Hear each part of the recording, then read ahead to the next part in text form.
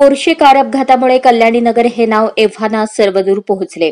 याच कल्याणी नगर परिसरात नाकाबंदी दरम्यान रात्रीच्या ड्युटीवर असणाऱ्या पोलिसांचा एक प्रताप समोर आलाय।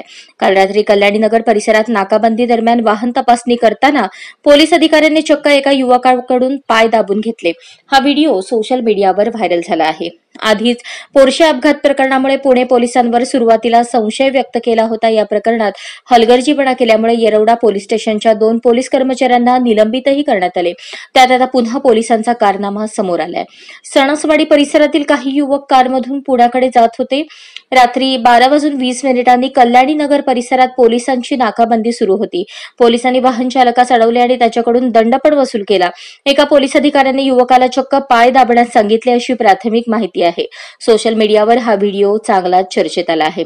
हा व्हिडिओ समाज माध्यमांवर दिसताच वाहतूक पोलिसांनी याबाबत स्पष्टीकरण दिले।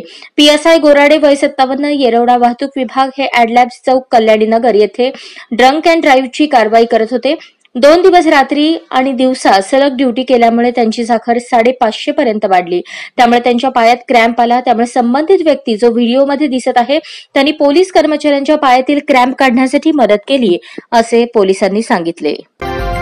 आजच स्मार्ट महाराष्ट्र न्यूज चॅनलला सबस्क्राइब करा।